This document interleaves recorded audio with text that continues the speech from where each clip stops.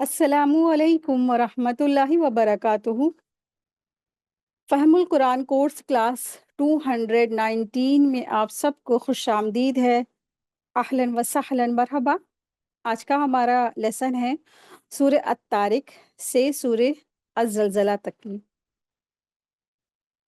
रसूल अल्लाह सल्लल्लाहु अलैहि वसल्लम ने इरशाद फरमाया, जब भी कुछ लोग अल्लाह के घरों में किसी घर में यानी मस्जिद में या कहीं भी इकट्ठे होकर अल्लाह ताला की किताब की तिलावत करते हैं और उसे एक दूसरे को पढ़ते हैं और उन पर सकीनत नाजिल होती है और रहमत इलाही अपनी आगोश में ले लेती है उन्हें और फरिश्ते उन पर साया फग्न हो जाते हैं और अल्लाह ताला उनका तज़किरा अपने पास मौजूद मखलूक में फरमाते हैं। सुबहान अल्लाह। तो जब लोग इल्म के खातिर इकट्ठे होते हैं, तो आप देखें कि अल्हम्दुलिल्लाह दूसरी टेक्निक हो गई है, ऑनलाइन का ये हो गया है। तो हम सब कहीं न कहीं कुरान के करीम को पढ़ रहे हैं जुड़ करके, इकट्ठे हो करके। तो इंशाअल्लाह हम सब के ऊपर भी इस तरह से ये सकीनतें नाज़िल होंगी, अल्लाह तबारक तआला की तरफ से रहमत का नुज़ूल होगा और फ़रिश्ते हम पर साया फ़ग्न होंगे और अल्लाह तबारक तआला हम सब का ज़िक्र अपने पास जो मौजूद मखलूक है, उसमें इंशाअल्लाह फ़रमा रहे होंगे। तो अल्लाह तबारक तआला से दुआ है कि अल्लाह सुब्हानहू तआला हम सबको अपने करीब में आखिरत में ठिकाना अता फ़रमाए। हम सबके वालिदैन, हम सबकी औलादों को, हम सबको अपने करीब में ठिकाना अता फ़रमाए आखिरत में और अल्लाह तबारक तआला हम सब से राज़ी हो जाए, हम सब के वालिदैन के दर्जात की बुलंदी हो। रब्बिरहमहुमा कमा रब्बयानी सगीरा। आमीन या रब्बल आलमीन। नहमदुहु व नुसल्ली अला रसूलिहिल करीम। अम्मा बाद फ़अऊज़ु बिल्लाहि मिनश शैतानिर रजीम। बिस्मिल्लाहिर रहमानिर रहीम। रब्बि इश्रह ली सदरी व यस्सिर ली अमरी वहलुल उक़दतम मिन लिसानी यफ़क़हू क़ौली। रब्बि ज़िदना इल्मा। रब्बि यस्सिर वला तुअस्सिर व तम्मिम बिल ख़ैरि व बिका नस्तईन। आमीन या रब्बल आलमीन। बिस्मिल्लाहिर रहमानिर रहीम। सूरह अत-तारिक है और तारिक का थोड़ा-सा इंट्रोडक्शन देख लेते हैं। सूरह अत-तारिक दरअसल मक्की सूरत है और इसमें 17 आयत है। तारिक से मुराद रात में तुलू होने वाला सितारा है। इस सूरह के शुरू ही में आसमान और सितारे की कसम खाई गई है। इसी मुनासिबत से इस सूरह का नाम सूरह तारिक है। ये सूरह मक्का मुकर्रमा में नाजिल हुई। दूसरी मक्की सूरतों की तरह इसमें भी ख़ास तौर पर इंसान के दोबारा ज़िंदा किए जाने और हिसाब और किताब के मरहले से गुजारे जाने का ज़िक्र किया गया है। इंसान के दोबारा ज़िंदा किए जाने पर ये दलील पेश की गई है कि इंसान एक निहायत हक़ीर मादा से पैदा किया गया है। बिस्मिल्लाहिर्रहमानिर्रहीम। कसम है आसमान की और अंधेरे में रोशन होने वाले की।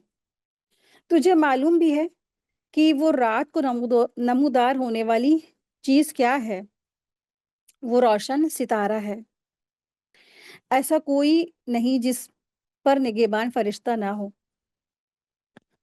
अल्लाह तबारक तआला ने यहाँ पर सितारे की कसम खाई और कि अल्लाह तबारक तआला इरशाद फरमा रहे हैं कि कसम है आसमान की और अंधेरे में रोशन होने वाले सितारे की। तो वस्समाई वत्तारिक, कसम है आसमान की और तारिक की। तो तारिक दरअसल है क्या? तारिक से मुराद खुद कुरान ने वाज़े कर दिया है। आयत 3 में आ रहा है, तुझे मालूम भी है कि वो रात को नमूदार होने वाली चीज़ क्या है? वो रोशन सितारा है। आयत 3 में बता दिया गया वो क्या है कि वो रोशन सितारा है। तारिकुन तरुकुन से है जिसके लुग़वी माने खटखटाने के हैं, लेकिन तारिक रात को आने वाले के लिए इस्तेमाल होता है। सितारों को भी तारिक इसलिए कहा गया है कि ये दिन को छुप जाते हैं और रात को नमूदार हो जाते हैं।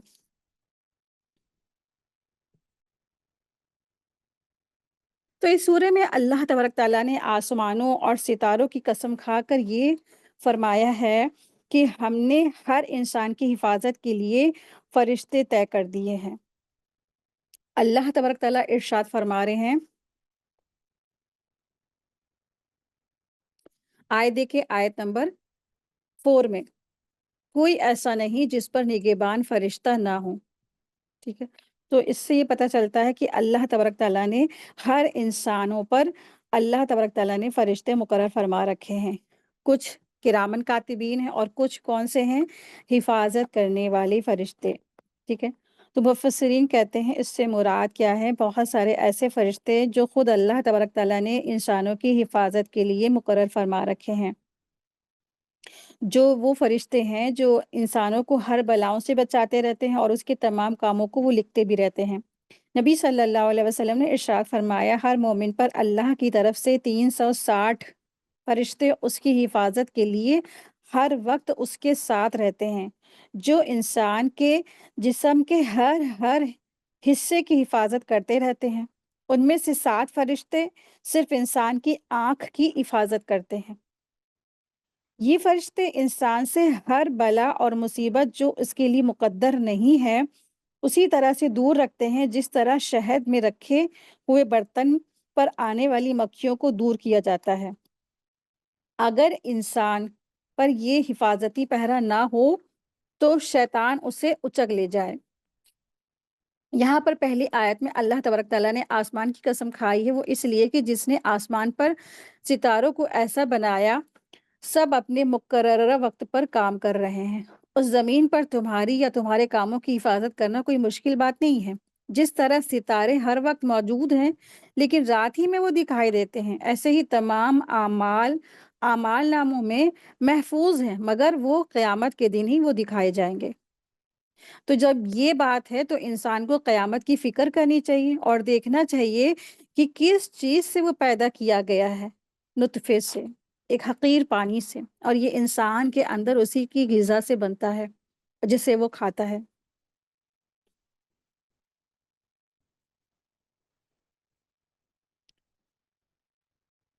اللہ تبارک تعالیٰ ارشاد فرما رہے ہیں، آیت 5 دیکھیں، کہ انسان کو دیکھنا چاہیے کہ وہ کس چیز سے پیدا کیا گیا ہے، ایک حقیر پانی سے، ایک گندے پانی کے قطرے سے وہ پیدا کیا گیا ہے۔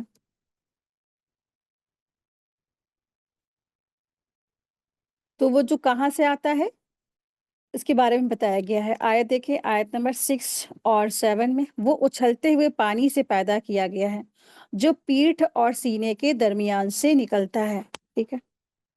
تو اس سے پتہ چلتا ہے، کہا جاتا ہے کہ پیٹھ مرد کی اور سینہ عورت کا، ان دونوں کے پانی سے انسان کی تخلیق پیدا ہوتی ہے، لیکن اسے ایک ہی پانی کے لیے کہا گیا، یہ دونوں مل کر ایک ہی بن جاتے ہیں۔ ترائب، سینے کا وہ حصہ جو ہار پہننے کی جگہ ہے، یعنی مرد اور عورت کا پانی مل کر کے ایک جو ہے نا، اس طرح سے یہ ایک بن جاتا ہے۔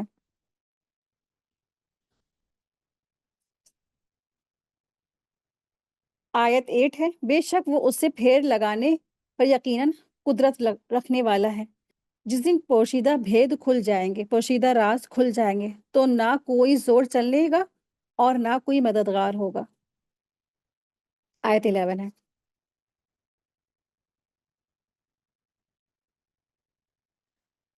بارش والے آسمان کی قسم، والسماء ذات الرجع۔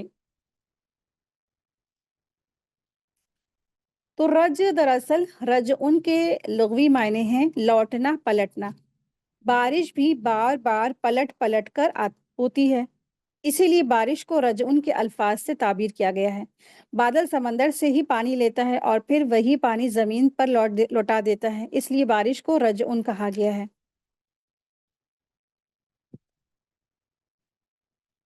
آیت 11 کے بعد دیکھیں، آیت 12 ہے، اور پھٹنے والی زمین کی قسم، بے شک یہ قرآن البتہ دو ٹک فیصلہ کرنے کا والا کلام ہے، یہ ہنسی کی اور بے فائدہ بات نہیں، البتہ کافر داؤں گھات میں ہے، اور میں بھی داؤں کر رہا ہوں، تو کافروں کو مہلت دے، انہیں تھوڑی دنوں چھوڑ دے۔ سورہ اعلیٰ،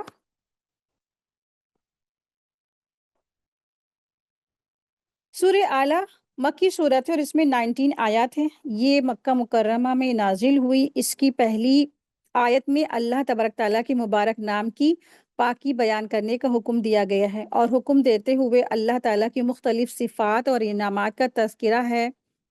ان میں سے پہلی صفات اعلیٰ ہونے کا بیان کیا گیا ہے۔ اعلیٰ کے معنی ہوتے ہیں سب سے بلند، سب سے برتر۔ بسم اللہ الرحمن الرحیم۔ اپنے بہت ہی بلند اللہ کے نام کی پاکیزگی بیان کیجیے۔ اللہ تبارک تعالیٰ ارشاد فرما رہے ہیں کہ کیا کریے، سبح اسم ربک الاعلی، اپنے بہت ہی بلند اللہ کے نام کی پاکیزگی بیان کیجیے۔ حدیث میں آتا ہے نبی صلی اللہ علیہ وسلم اس کے جواب میں پڑھا کرتے تھے سبحان ربی الاعلی، ٹھیک ہے، تو سبحان ربی الاعلی آپ صلی اللہ علیہ وسلم اس کے جواب میں پڑھا کرتے تھے۔ اور اس سورہ کی فضیلت بھی پتہ چلتی ہے، اس کے بارے میں آتا ہے حدیث میں کہ رسول اللہ صلی اللہ علیہ وسلم یہ سورت اور سورہ غاشیہ عیدین اور جمعے کی نماز میں پڑھا کرتے تھے۔ اسی طرح وتر کی پہلی رکعت میں سورہ اعلیٰ، دوسری میں سورہ کافرون اور تیسری رکعت میں سورہ اخلاص پڑھتے تھے۔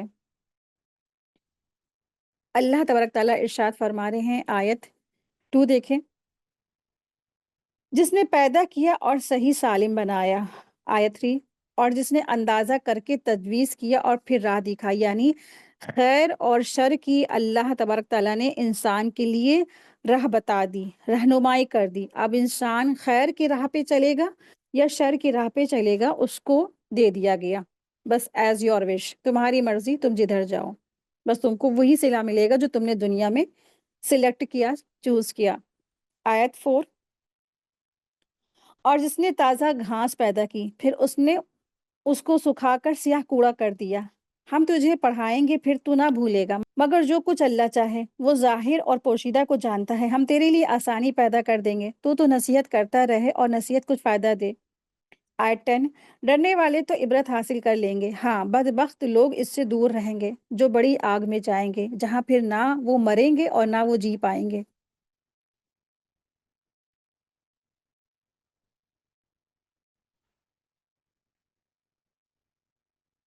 آیت نمبر 5 میں جو اللہ تبارک تعالیٰ نے ارشاد فرمایا ہے کہ اللہ تبارک تعالیٰ ارشاد فرما رہے ہیں کہ پھر اس نے اس کو سکھا کر سیاہ کوڑا کر دیا، فَجَعَلَهُ غُثَاءً أَحْوَىٰ، تو خشک جو گھاس ہے، جو گھاس ہوتی ہے وہ سوکھ جاتی ہے، سوکھے ہوئے گھاس کو غصاً کہتے ہیں، احوا کہتے ہیں سیاہ کو، سیاہ کر دیا تو احوا، یعنی تازہ اور شاداب گھاس کو اللہ تبارک تعالیٰ سیاہ کر کے، سکھا کر کے، سیاہ کر کے، کوڑا کر کے رکھ دیتے۔ آیت دیکھیں، آیت نمبر ہے 14 ہے۔ آیت نمبر 14 سے 19 میں بتا دیا گیا کہ کامیاب لوگ کون ہیں۔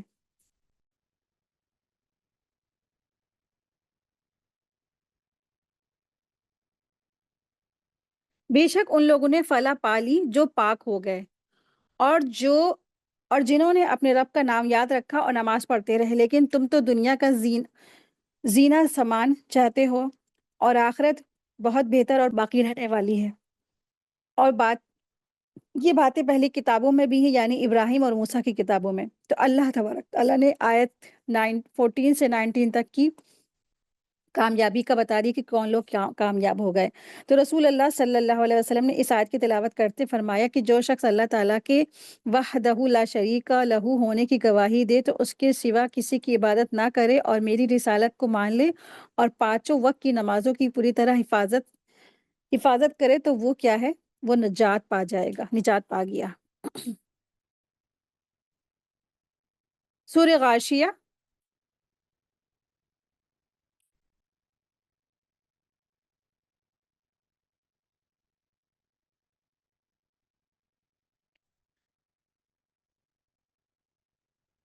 غاشیہ، سورہ غاشیہ دراصل یہ بھی مکی صورت ہے، مکی صورتوں میں سے ہے۔ غاشیہ کے معنی ہوتے ہیں ایسی چیز کے ہیں جو چھا جانے والی ہو، ڈھانپ دینے والی ہو۔ جب قیامت آئے گی تو اس کی ہلاکت ایسی زبردست اور ایسی ہولناک ہوگی کہ کائنات کی کوئی چیز نہیں اس سے بچے گی، گویا وہ پوری کائنات پر چھا جائے گی، یعنی قیامت جو ہے پوری کائنات پر چھا جائے گی۔ اسی لیے قیامت کا ایک نام غاشیہ بھی ہے، اس سورہ کے شروع میں ہی اسی کا نام سے ذکر ہوا ہے، اسی غاشیہ کا جو ذکر آیا ہے تو قیامت کا ذکر آیا ہے، اسی لیے اس سورہ کا نام سورہ غاشیہ ہے۔ بسم اللہ الرحمن الرحیم۔ آیت دیکھیں، آیت 1 ہے۔ بسم اللہ۔ تجھے کیا تجھے بھی چھپا لینے والی قیامت کی خبر پہنچی ہے؟ حل اتاک حدیث الغاشیہ۔ تو غاشیہ سے مراد ہے قیامت، اس لیے کہ اس کی ہولناکیت تمام مخلوقات کو ڈھانپ لیں گی، یعنی کافروں کے چہروں پر سب طرف، اور سب کے چہرے جتنے بھی لوگ ہوں گے سب کے اوپر یہ قیامت کیا ہے، چھا جائے گی۔ لیکن جب چھا جائے گی تو رزلٹ سامنے واقعی میں آ جائے گا، تو کچھ چہرے اس دن حشاش اور بشاش خوش خرم ہوں گے، اور کچھ چہرے کیا ہوں گے، ذلت و رسوائی اس پہ چسپاں ہوگی۔ تو یہاں پر اللہ تبارک تعالیٰ فرما رہے ہیں آیت 2 میں، وجوہ یومئذ خاشیہ، تو کچھ چہرے اس دن، بہت سے چہرے کیا ہوں گے، ذلیل ہوں گے۔ تو جنہوں نے دنیا میں انکار کیا، ایمان نہیں لائے، کافروں کے چہرے کیا ہوں گے اس دن، جھکے ہوئے ہوں گے، پست ہوں گے، ذلیل ہوں گے۔ عاملۃ ناصبہ، اور مصیبت کے مارے خستہ حال ہوں گے، آیت 3 ہے۔ ناصبہ کے معنی ہے تھک کر چور ہو جانا، یعنی انہیں اتنا مشقت اور اتنا عذاب ہوگا کہ اس سے ان کا سخت برا حال ہو جائے گا، کافروں کا سخت برا حال ہو جائے گا۔ اور اس کا ایک دوسرا مفہوم یہ بھی ہے کہ دنیا میں عمل کر کر کے تھکے ہوئے ہوں گے، یعنی بہت عمل کرتے رہے ہوں گے، لیکن وہ عمل باطل مذہب کے مطابق یا بدعت پر مبنی ہوں گے، اس لیے وہ عبادات اور اعمال شاقہ کے باوجود جہنم میں جائیں گے۔ ٹھیک ہے، یعنی دنیا میں یا تو انہوں نے انکار کیا یا پھر اچھے کام کیے لیکن قرآن اور سنت کے مطابق نہیں کیے، جیسے نصارہ ہیں۔ نصارہ اچھے کام تو کرتے ہیں لیکن کیا ہے، قرآن اور سنت کے مطابق نہیں کرتے ہیں۔ تو ایسے لوگوں کا اعمال کیا ہوں گے، تو وہ مصیبت کے مارے ہوں گے، خستہ حال ہوں گے، اور پھر وہ جائیں گے کہاں، آیت 4 دیکھیں، وہ دہکتی ہوئی آگ میں جائیں گے اور نہایت گرم چشمے کا پانی ان کو پلایا جائے گا، آیت 6 ہے۔ ان کے لیے سوائے کانٹے دار درختوں کے اور کچھ کھانا نہ ہوگا، لیس لہم طعام الا من ضریع، تو سوائے کانٹے دار درختوں کے کوئی کھانا ان کے لیے نہ ہوگا۔ تو یہ ایک کانٹے دار درخت ہوتا ہے جسے خشک ہونے پر جانور بھی کھانا پسند نہیں کرتا ہے۔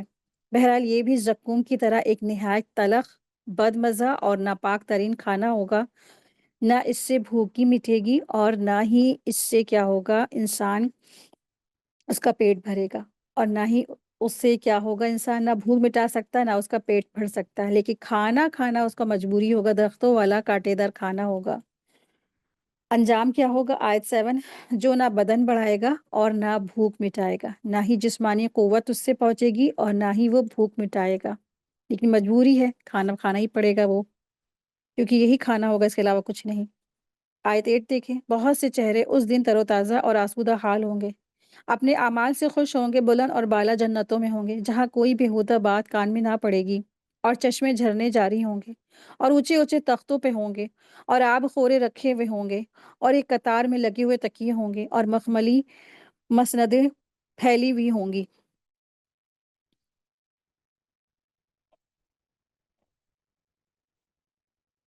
آیت 17 ہے۔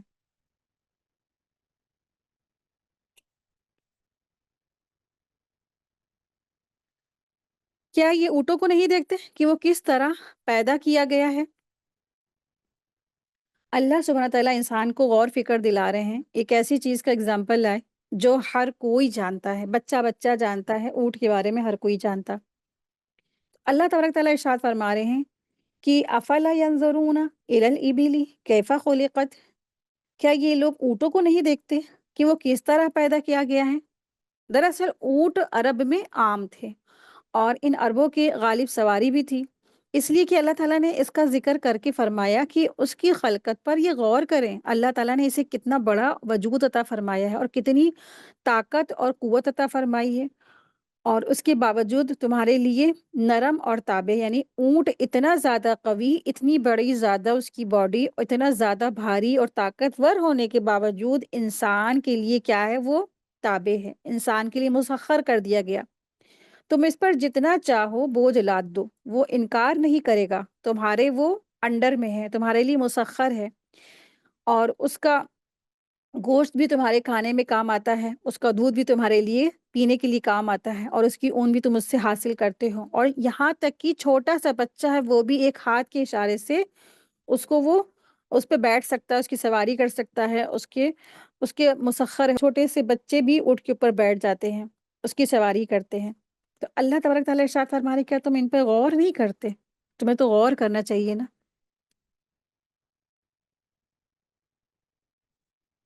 آیت دیکھیں، آیت نمبر 18 ہے۔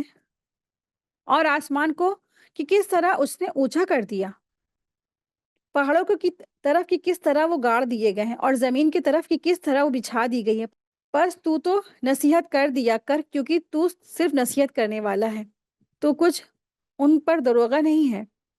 ہاں، جو شخص روگردانی کرے اور کفر کرے، اس سے اللہ تعالیٰ بہت بڑا عذاب دے گا۔ بے شک ہماری طرف لوٹنا ہے ان کا، اور پھر بے شک ہمارے ذمے ان سے حساب لینا ہے۔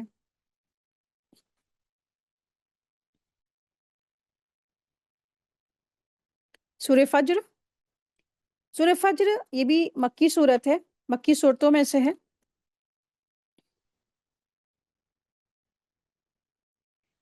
اس سورہ کا جو آغاز ہو رہا ہے والفجر کی لفظ سے ہو رہا ہے، جس کے معنی ہے قسم ہے صبح کی، اسی لیے اس سورہ کا نام سورہ فجر ہے۔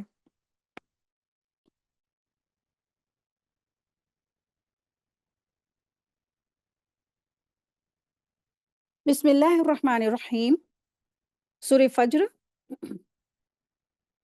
والفجر ولیال عشر، قسم ہے فجر کی اور 10 راتوں کی، اور جفت کی اور طاق کی، اور رات کی جب وہ چلنے لگے۔ اللہ تبارک تعالیٰ نے ابتدائی ان 4 آیات میں 4 چیزوں کی قسم کھائی ہے۔ پہلی چیز فجر کی ہے، جس سے مراد اکثر لوگوں کے نزدیک فجر کا وقت ہے۔ دوسری چیز 10 راتیں ہیں، اس سے ذوالحجہ کے ابتدائی 10 دن مراد ہیں۔ تیسری چیز شفع اور وتر ہے، اس سے وہ تمام مخلوقات مراد ہے جنہیں اللہ تبارک تعالیٰ نے جوڑا بنایا یا تنہا پیدا کیا ہو۔ چوتھی چیز رات ہے، جس کی اللہ تبارک تعالیٰ نے یہاں قسم کھائی ہے، جو چلتی رہتی ہے یہاں تک کہ گزر جاتی ہے اور پھر وہ لوٹ کر آتی ہے۔ اور رات اور دن، یہ گردش اللہ تعالیٰ کی کمال قدرت پر دلالت کرتی ہے۔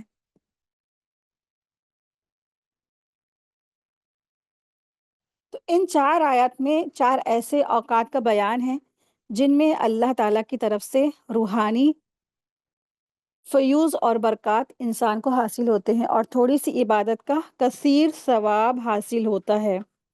پہلا ہے فجر کا وقت، جس میں قرآن کریم کی تلاوت کئی فائدوں اور برکتوں کے حصول کا ذریعہ بنتی ہے، جیسے کہ سورہ بنی اسرائیل آیت 78 میں آتا ہے وَالْقُرْآنَ الْفَجْرِ إِنَّ قُرْآنَ الْفَجْرِ كَانَ مَشْهُودًا، اور اے نبی صلی اللہ علیہ وسلم اہتمام کیجئے فجر کے قرآن کا، بے شک جو فجر کا قرآن ہے اس پر حاضری ہوتی ہے۔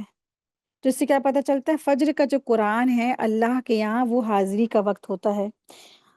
اس کا دوسرا فائدہ یہ ہے ذی الحجہ کی ابتدائی 10 راتیں جن میں عبادات کا ثواب کئی گنا بڑھا کر کے دیا جاتا ہے۔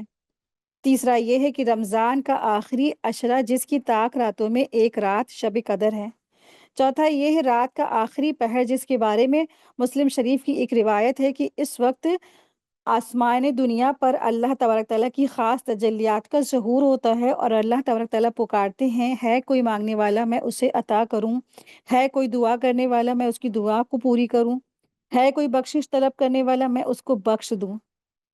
اللہ تبارک تعالیٰ ہم سب کو ان وقتوں میں اپنی ذات مبارک سے لو لگانے اور زیادہ سے زیادہ ذکر کرنے کی توفیق عطا فرمائے، آمین یا رب العالمین۔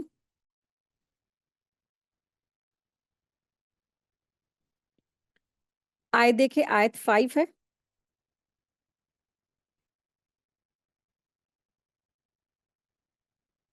کیا ان میں عقل مند کے واسطے کافی قسم ہے؟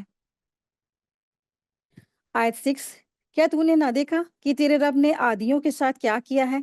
इरम वाले सुतूनी आदि जो बुलंद कामत थे, ऐसे लोग दूसरे किसी शहर में और मुल्क में पैदा नहीं किए गए।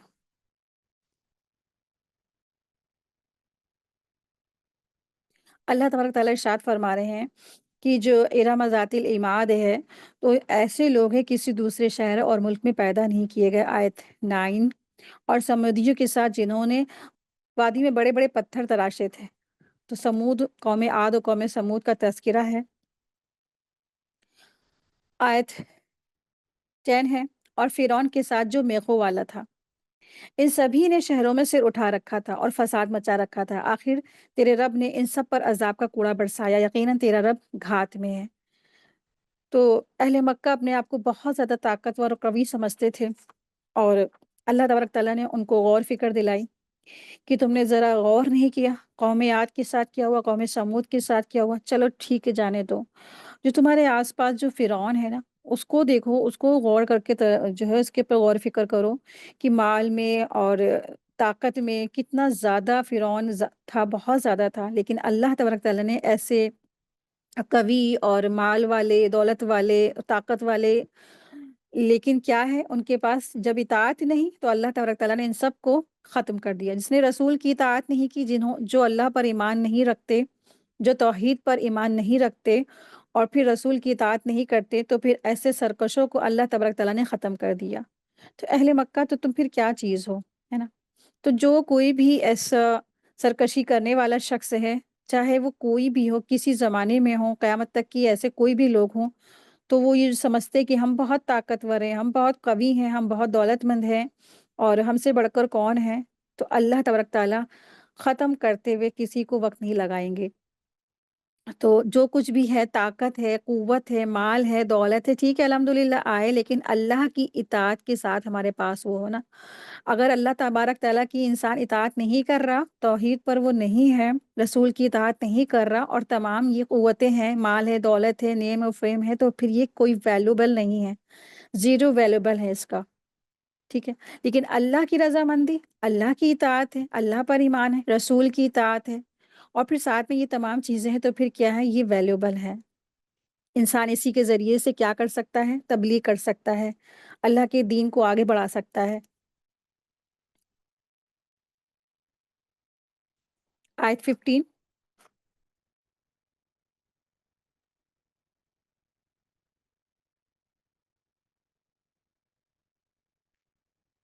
इंसान का ये हाल है कि जब उसे उसका रब आज़माता है और इज़्ज़त नेमत देता है, तो वो कहने लगता है कि मेरा रब ने मेरा इकराम किया है। तो एक सेल्फ़िश जो शख्स है, उसके बारे में अल्लाह तबारक तआला यहाँ पे इरशाद फरमा रहे हैं। तो जब इसको चीज़ें मिलती हैं, नेमतें मिलती हैं, तो बड़ा खुश-वुश हो जाता है। हाँ, मुझे बहुत ज़्यादा अनायत फरमाया है। और जब उसका इम्तिहान लेते हैं, उसकी रोज़ी तंग कर दी जाती है और वो कहने लगता है कि मेरे रब ने मेरी अहानत की और मुझे ज़लील किया। हुँ? तो जब किसी भी शख्स पर परेशानी आती है, मुश्किल आती है, तो वो ऐसे ही कहने लगता है ना कि मुझे मेरा ही घर मिला था परेशानियों के लिए। क्या अल्लाह ताला को पूरी दुनिया में इतने सारे करोड़ों लोगों में हम ही मिले थे? हमारी फैमिली मिली थी, हमारे परिवार मिला था ना। तो इस तरीके से न जाने क्या-क्या कुफ़्रिया कलाम वो ज़बान से वो शख्स कहने लग जाता है।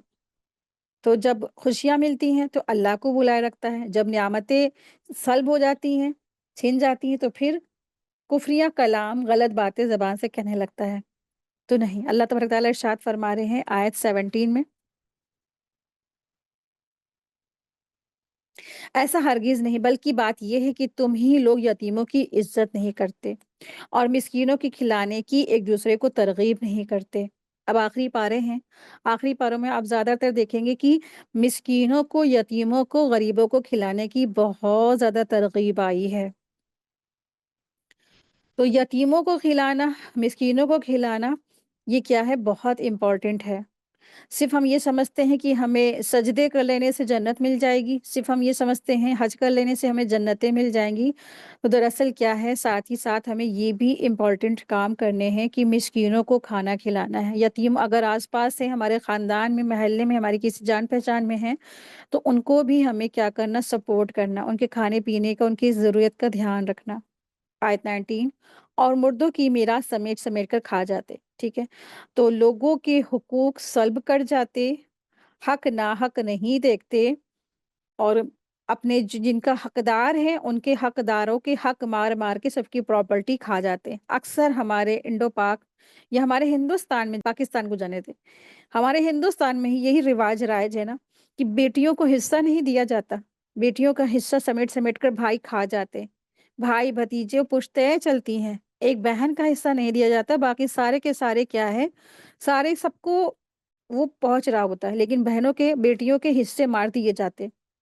تو جنہوں نے بھی میراث کے حصے مارے ہوں گے، حق سمیٹ سمیٹ کر کھائے ہوں گے، تو آخرت میں بھی یہ کیا ہے، پکڑ کا باعث ہو سکتا ہے۔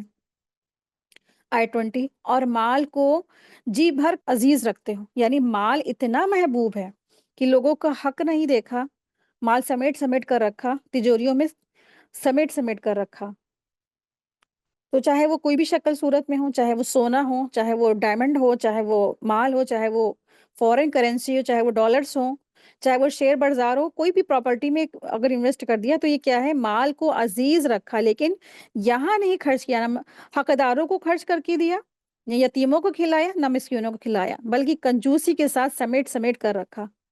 آیت 20، یقیناً جس وقت زمین بالکل برابر پست کر کے بچھا دی جائے گی، یعنی قیامت کا تذکرہ ہو رہا ہے، اور تیرا رب خود آ جائے گا اور فرشتے صفے باندھے ہوئے آ جائیں گے۔ تو قیامت جب قائم ہوگی، اللہ رب العالمین خود آ جائیں گے، فرشتے آ جائیں گے، سب آ جائیں گے، اور اس دن کیا ہے، جہنم بھی لائی جائے گی اس دن، تو جہنم اس دن قریب لے آئی جائے گی۔ اس دن انسان عبرت حاصل کر لے گا، لیکن آج عبرت کا فائدہ کہاں ہوگا۔ آیت 24 ہے،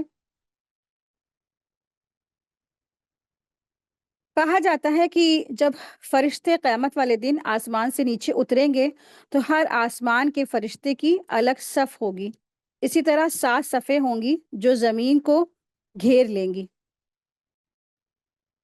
اور جب جہنم قریب لائی جائے گی، جس دن جہنم قریب لائی جائے گی، یعنی جب قیامت ہوگی تو جہنم کو قریب لایا جائے گا، اور پھر اس دن انسان عبرت حاصل کر لے گا کہ آج عبرت کا کوئی فائدہ نہیں، یعنی 70,000 لگاموں کے ساتھ جہنم جکڑی ہوئی ہوگی، اور ہر لگام کے 70,000 فرشتے ہوئے ہوں گے، ٹھیک ہے، جو اسے کھینچ رہے ہوں گے۔ 70,000 لگاموں میں ہر لگام پر 70,000 فرشتے ہوں گے جو اس سے یعنی جہنم کو کھینچ رہے ہوں گے، پکڑے ہوئے ہوں گے، کیونکہ وہ دہاڑ مار رہی ہوگی، آج جہنمیوں کی خیر نہیں، اور جو وہ دہاڑ مارے گی تو وہ ہر شخص کہے گا یا ربی نفسی یا ربی نفسی، صحیح بخاری کی حدیث تھی یہ۔ ہر کوئی شخص، انسان، یہاں تک کہ انبیاء بھی گھبرا جائیں گے، آج سامنے جہنم جب آئے گی تو بڑے بڑے لوگوں کے پسینے چھوٹ جائیں گے، سب لوگ اپنے آپ کو بس کہیں گے اللہ میری جان میری جان، اللہ سے کہیں گے اللہ میری جان میری جان، میری بخش دے، مجھے بخش دے، بس مجھے بخش دے، بس میں آج کسی کی ذمہ واری نہیں لیتا، آج مجھے بخش دے۔ آیت 25 ہے، آیت 24 اور 25 دیکھیں، وہ کہے گا کہ کاش کہ میں نے اپنی اس زندگی کے لیے کچھ نیک اعمال پہلے ہی کر رکھے ہوتے، تو جو آخری زندگی ہے تو وہاں پر وہ کہہ رہا ہوگا کاش میں نے اپنی اس آخری زندگی کے لیے کچھ نیک عمل پہلے یعنی دنیا کی زندگی میں کر لیے ہوتے، لیکن اب پچھتانے سے کیا ہوتا، اب تو پچھتانے سے کوئی فائدہ نہیں نا، اب تو کیا ہے، اب تو سب کچھ جو ہونا تھا وہ ہو گیا۔ آیت 25، پس آج اللہ کے عذابوں جیسا عذاب کسی کا نہ ہوگا، نہ اس کی قید و بند جیسی کسی کی قید و بند ہوگی، اے اطمینان والی روح تو اپنے رب کی طرف لوٹ چل، اس طرح کہ تو اس سے راضی اور وہ تجھ سے راضی، پس میرے خاص بندوں میں داخل ہو جا اور میری جنت میں چلی جا۔ اللہ تبارک تعالیٰ نے یہاں پر نفس مطمئنہ کے بارے میں ارشاد فرمایا ہے، یہاں پہ نفس مطمئنہ کا ذکر کیا گیا ہے، آیت نمبر 27 میں، یا ایتها النفس المطمئنہ ارجعی الی ربک راضیۃ مرضیہ فادخلی فی عبادی وادخلی جنتی۔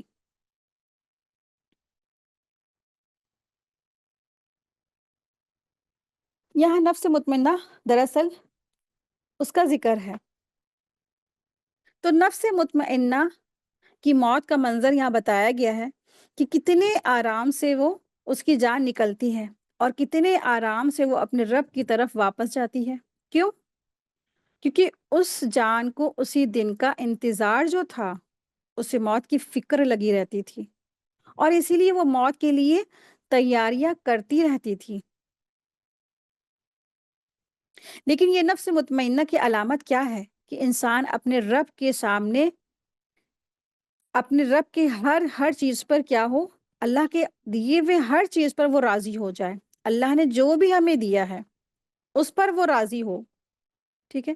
جیسے مثلا احکامات ہے، شریعت ہے، بہت سے لوگ آرگیومنٹ کرتے ہیں نا، شکایتیں کرتے، کمپلینس کرتے ہیں، ایسا کیوں، ویسا کیوں، ویسا کیوں، ساری زندگی نکل گئی کمپلینس کرتے، یا اپنی ذاتی زندگی کے بارے میں کمپلینس کمپلینس کمپلینس، یا شریعت کے بارے میں کمپلینس یا اعتراضات، ہر چیز پر وہ کوئی جو شخص ہوتا ہے وہ مطمئن نہیں ہوتا۔ لیکن ایک نفس مطمئنہ اللہ کے ہر فیصلے پہ وہ راضی رہتی ہے، اللہ کے احکامات پر راضی، اللہ کے حرام اور حلال، اللہ کی عبادات پر راضی، اللہ نے جو دیا اس پر وہ راضی۔ مثلاً گھر، ماں باپ، شوہر، اولادیں، مال، متاع، تنگی، پریشانی، بیماری، ازاری، ان تمام چیزوں پر کیا ہے؟ لیکن وہ خوش رہتا ہے، کوئی شکوہ نہیں، کوئی شکایت نہیں، خوشگوار، خوشگزار رہنا، مطمئن رہتا ہے۔ تو وہ خدا پرست انسان جس کا مطلوب اور مقصود دنیا نہیں، اللہ کی رضا کا حصول تھا، اپنی اس ترجیح پر روز قیامت وہ بہت ہی مطمئن ہوگا، اور موت کے قریب بھی وہ بہت مطمئن ہوگا۔ اللہ تعالیٰ اسے بشارت دیں گے، تمہارا مقصد حاصل ہو گیا، میں تم سے راضی ہوں، اور اب تمہیں وہ نعمتیں دوں گا کہ تم بھی خوش ہو جاؤ گے پر راضی، اور میرے مقرب بندوں میں شامل ہو جاؤ اور میری نعمتوں بھری جنت سے خوب فائدے اور لذتیں حاصل کرو۔ تو جو لوگ دنیا میں اطمینان کے ساتھ اللہ کی عبادت کرتے رہے، پورے شرح صدر کے ساتھ، اسے کیا کہا جائے گا موت کے وقت؟ کہ اپنے رب کی طرف لوٹ چل، تو اس سے راضی اور وہ تجھ سے راضی ہے۔ سبحان اللہ۔ تو مومن موت کے وقت اپنے رب سے راضی ہوگا۔ حدیث میں آتا ہے کہ یقیناً مومن کے ہر حال میں خیر ہے، اس کی جان اس کے دونوں پہلوؤں سے نکل رہی ہوتی، اس حال میں کہ وہ اللہ کی تعریف کر رہا ہوتا ہے، جان دینے میں بھی وہ اللہ کی تعریف کر رہا ہوتا ہے، موت سے نہیں گھبراتا ہے، کیونکہ وہ اللہ سے ملاقات کا ذریعہ ہوتی ہے۔ موت کیا ہے؟ اللہ سے ملاقات کا ذریعہ۔ تو گھبراتا نہیں ہے اپنے گناہوں سے، لیکن تھوڑا سا اس سے بچ بچ کر وہ زندگی گزر کرتا ہے، بسر کرتا ہے، تو نفس مطمئنہ اس کو حاصل ہو جاتا ہے۔ اور فرشتے بھی نیک روح کو دعا دیتے ہیں جب اس کو اوپر لے کر چڑھتے ہیں نا، اور آسمان والے کہتے ہیں یا پاکیزہ روح زمین کی طرف سے جو آئی ہے، تو اللہ تعالیٰ تجھ پر اور اس جسم پر جسے تو آباد رکھتی تھی، تو رحمت نازل فرما اس پر، تو اس کے اوپر رحمتوں کا نزول ہوتا ہے۔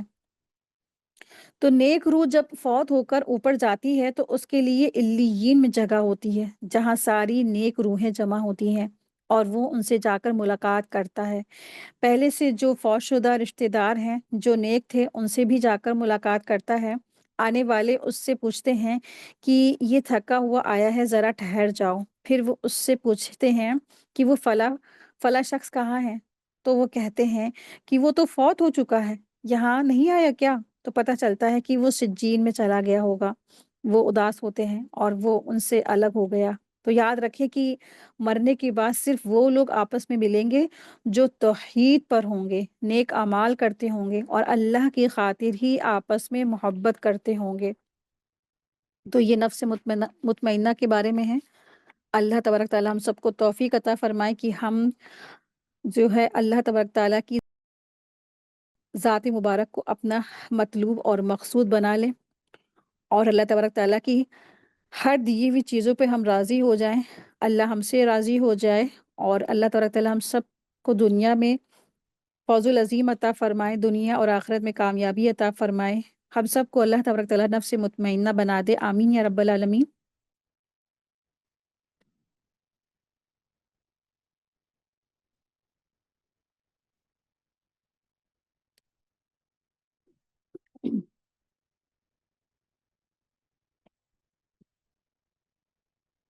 सूर्य बलद है।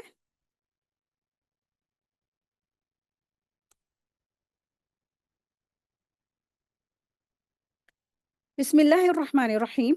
सूर्य बलद, ये भी मक्की सूरत है और इसमें 20 आयात हैं। सूर्य बलद का इंट्रो देख लेते हैं। इस सूर्य के शुरू में ही शहर मक्का की कसम खाई गई है। अरबी ज़बान में शहर को बलद कहते हैं। मक्का मुकर्रमा की तरफ इशारा करते हुए यही अल्फाज इस्तेमाल किया गया है, इसलिए इस सूर्य का नाम बलद है। मक्का मुकर्रमा की कसम खाकर उसकी अज़मत, शान और बुलंदी मर्तबे को वाज़े फरमा दिया गया। और अहले मक्का चूँकि अपनी बहुत सी कमज़ोरियों के बावजूद बैतुल्लाह शरीफ का एहतराम करते थे और हरम अक़दस की ताज़ीम का ख़याल रखते थे, इसीलिए ख़ास तौर पर उस शहर की कसम खाई गई है।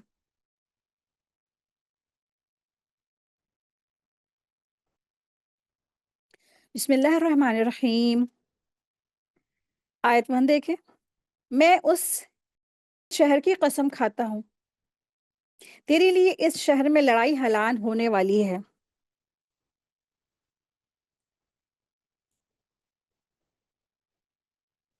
तो दरअसल यहाँ पे इशारा है उस वक़्त की तरफ जब मक्का फ़तह हुआ था। उस वक़्त अल्लाह तबारक तआला ने नबी सल्लल्लाहु अलैहि वसल्लम के लिए उस बलद हरम में क़िताल को हलाल फ़रमा दिया था, जबकि उसमें लड़ाई की इजाज़त नहीं। चनाचे हदीस में आता है, नबी सल्लल्लाहु अलैहि वसल्लम ने इरशाद फ़रमाया, उस शहर को अल्लाह ताला ने उस वक़्त हुर्मस वाला बना दिया जब जब से उसने आसमान और ज़मीन पैदा किए। बस ये अल्लाह की ठहराई हुई हुर्मत से क़यामत तक हराम है। ना इसका दरख्त काटा जाएगा, ना उसके कांटे उखेड़े जाएंगे। मेरे लिए उसे सिर्फ एक दिन की साअत यानी एक दिन की घड़ी के लिए हलाल किया गया था, और आज उसकी हुर्मत फिर उसी तरह लौट आई है जैसे कल थी। अगर कोई यहाँ किताल के लिए दलील में मेरी लड़ाई को पेश करे, तो उससे कहो कि अल्लाह के रसूल को तो इजाज़त उसकी अल्लाह तबारक ताला ने दी, जबकि तुम्हें ये इजाज़त उसने नहीं दी। सही बुखारी की हदीस में से है। तो कुछ वक़्त के लिए रसूल अल्लाह सल्लल्लाहु अलैहि वसल्लम के लिए इसमें क्या था, जब फ़तह मक्का हुआ तो वो हलाल कर दिया गया था, शहर मक्का। आयत 3 है। और कसम है इंसानी बाप और औलाद की, यकीनन हमने इंसान को बड़ी मशक्क़त में पैदा किया है। तो इंसान को बड़ी ही मशक्क़त में पैदा किया गया है। आयत देखें। आयत 4 आयत 4 है और 5 है। यकीनन हमने इंसान को बड़ी मशक्कत से पैदा की, यानी कि मशक्कत में पैदा की, यानी आप देखिए कि दुनिया में इंसान जो आया है उसको मशक्कत यानी मेहनत ही करनी है। कोई इंसान ये दावा नहीं कर सकता कि हाँ, हमें बैठे-बैठे हर चीज़ मिल जाता है। चाहे जितना भी जैसा भी जो शख्स है, तो उसको एक वक़्त का जो रिस्क पहुँचता है, खाना पहुँचता है, वो मशक्कत उसको उठानी पड़ती है। चाहे वो किस इसी स्टेज पे वो करे, जैसे अब गरीब इंसान है तो वो मशक्कत करता है, या पैसे वाला इंसान है वो भी मशक्कत करता है, कुछ ना कुछ उसको मशक्कतें उठानी, क्योंकि ये दुनिया क्या है, मशक्कत की जगह है। और हमेशा-हमेशा जो दायमी आराम है, तो वो तो अल्लाह तबारक तआला ने जन्नत के लिए रखा है। वहाँ इंसान को कोई भी किस्म की मेहनत और कोशिशें और जो है इस तरह से जो कुर्बानियाँ हैं, कोशिशें हैं और जद्दोजहद है, ये नहीं करना पड़ेगा। दुनिया में अल्लाह तबारक तआला ने इंसान को मशक्कत में ही पैदा किया है। और क्या ये गुमान करता है, ये किसी के बस में ही नहीं है। कहता है फिरता है कि मैंने तो बहुत कुछ माल खर्च कर डाला है। क्या यूँ समझता है कि किसी ने उसे देखा नहीं? क्या हमने उसकी 2 आँखें नहीं बनाई और ज़ुबान और होंठ नहीं बनाए और दोनों राहें दिखा दी? आयत 11।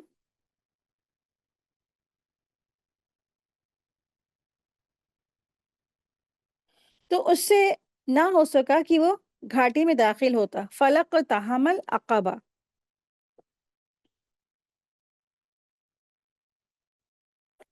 तो यहाँ पर जो लफ्ज़ आया है फलक तहमल अक़बा, अक़बा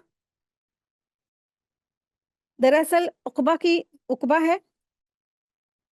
अक़बा दरअसल उक़बा से है और उक़बा कहते हैं घाटी को। तो अल्लाह सुब्हानहू तआला ने انسان کو مال کی جو نعمت عطا فرمائی ہے اس کا تقاضا یہ نہیں تھا کہ اسے ناحق اڑاتا رہے، بلکہ یہ تھا کہ وہ بلندیاں جو سخت جدوجہد سے حاصل ہوتی ہیں انہیں سر کرنے کے لیے مشکل گھاٹی میں بے دریغ گھس جاتا، مگر اس نے اس مشکل گھاٹی میں گھسنے کی جرات تک کی نہیں کی۔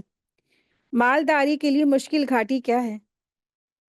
اللہ تعالیٰ نے فرمایا کہ وہ کسی کی گردن سے توق غلامی اتار پھینکے اور اس کی مدد کرے اس میں، یعنی اسے خرید کر، کسی غلام کو خرید کر اسے آزاد کر دینا، یا جزوی طور پر یعنی کچھ حصہ کچھ سپورٹ ہی کر دینا، تو اس کام میں اس کی مدد کرنا، تو یہ ہوتا ہے فلق تحمل العقبہ، مشکل گھاٹی۔ تو فلق تحمل العقبہ، عقبہ سے ہے، عقبہ کہتے ہیں گھاٹی، دو پہاڑوں کے درمیان دشوار گزار راستے کو کہتے ہیں، جس طرح اس میں سے گزر کر، اس میں سے ہو کر گزرنا اور اس کو پار کرنا دشوار ہوتا ہے، اسی طرح غلام کو آزاد کرنا اور بھوکے رشتہ دار اور یتیم یا خاک نشین اور غریب کو کھانا کھلانا دشوار ہوتا ہے۔ بخل انسان کو ان کاموں میں مال خرچ کرنے سے باز رکھتا ہے، تو یہ مشکل اور مشکل ترین گھاٹی ہے، لیکن کیا ہے، کرنا ہے۔ آیت 12، کیا تو یہ سمجھتا ہے کہ گھاٹی کیا ہے؟ کسی گردن کو آزاد کرنا۔ آیت 13 ہے، کسی گردن یعنی غلام کو آزاد کرنا، یا بھوک والے دن کھانا کھلانا کسی رشتہ دار یتیم کو۔ تو کسی بھی قریبی رشتہ دار، قرابت دار یتیم کو، یعنی قرابت داروں کا پہلا کھانا کھلانے کی طرف یہاں پر متوجہ کیا گیا۔ تو یتیم، غریب اور خاص کر کے جو قریبی رشتہ دار ہوتے ہیں وہ، تو رشتہ داروں کو کھانا کھلانا زیادہ افضل ہے جو قریبی رشتہ دار ہیں۔ تو اپنے قریبی اور غریب رشتہ داروں پر خرچ کرنے کا 2 گنا اجر ہوتا ہے، صدقہ کا بھی اور صلہ رحمی کا بھی ہوتا ہے۔ صوبان رضی اللہ عنہ کہتے ہیں کہ رسول اللہ صلی اللہ علیہ وسلم نے ارشاد فرمایا، افضل دینار جو آدمی خرچ کرتا ہے وہ ہے جو اپنے اہل و عیال پر خرچ کرتا ہے۔ جو گروسری، جو منتھلی گروسری جو آتی ہے نا، جو آپ گھر والوں کے لیے لے کر آتے ہیں، اور اس کو بوجھ نہ سمجھا کریں، اس پر بھی انسان کو اجر ملتا ہے۔ اگر میاں نہیں کماتا، کچھ خواتین کما کر لاتے ہیں تو کرنا پڑتا ہے، تو اس پر بھی کیا ہے، اس کو 2 گنا اجر ہے، کیونکہ آپ کے اوپر فریضہ نہیں ہے، خواتین کے اوپر فریضہ نہیں ہے، تو وہ کیا ہے، اگر وہ کما کر گھر پہ لا رہی تو وہ احسان کر رہی ہے۔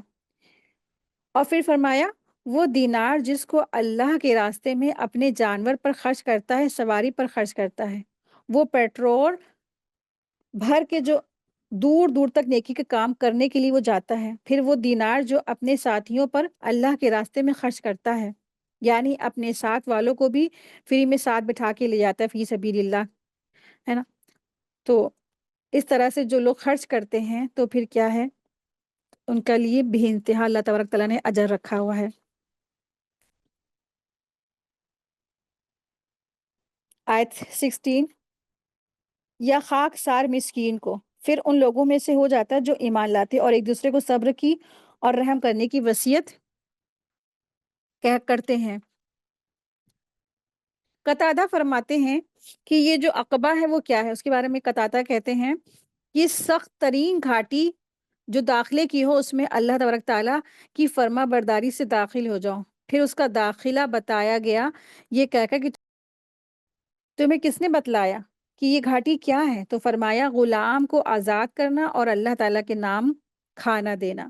تو مشکل ترین جو عقبہ جو گھاٹی ہے وہ اس کے معنی کیا ہے کہ ایسی داخلے کی جگہ جو سخت گھاٹی کی طرح ہوتی، جس میں داخل ہونا مشکل ہوتا ہے، لیکن انسان داخل ہوتا ہے کیونکہ وہی راستہ ہی اس کے پاس بچتا، کوئی چارہ نہیں بچتا ہے۔ تو اسی طرح عقبہ بھی ہے کہ انسان اپنی بخیلی اور اپنی مال کو اللہ تعالیٰ کی راہ میں خرچ کرتا ہے، ختم کرتا ہے نا۔ تو غلام کو آزاد کرنا اور اللہ تعالیٰ کے نام پر لوگوں کو کھانا کھلانا، یہ ہے عقبہ، مشکل ترین گھاٹی۔ تو جو لوگ دنیا میں اس طرح سے اللہ کے راہ میں مال خرچ کرتے، اور پھر اللہ تبارک تعالیٰ نے ان کے لیے آخرت میں اجر تیار کر رکھے ہیں۔ آیت 18 ہے، یہی لوگ ہیں جن کے دائیں ہاتھ میں نامۂ اعمال دیے جانے والے ہیں، اور جن لوگوں نے ہماری آیتوں کے ساتھ کفر کیا، یہ وہ لوگ ہیں جن کے بائیں ہاتھ میں نامۂ اعمال دیے جانے والے ہیں، انہی پر آگ ہوگی جو چاروں طرف سے گھیرے ہوئے ہوگی۔ तो अल्हम्दुलिल्लाह ये भी सूरत मुकम्मल हुई। सूरह अश-शम्स है। सूरह अश-शम्स बिस्मिल्लाहिर्रहमानिर्रहीम। सूरह अश-शम्स ये भी मक्की सूरत है। इसमें 15 आयात हैं।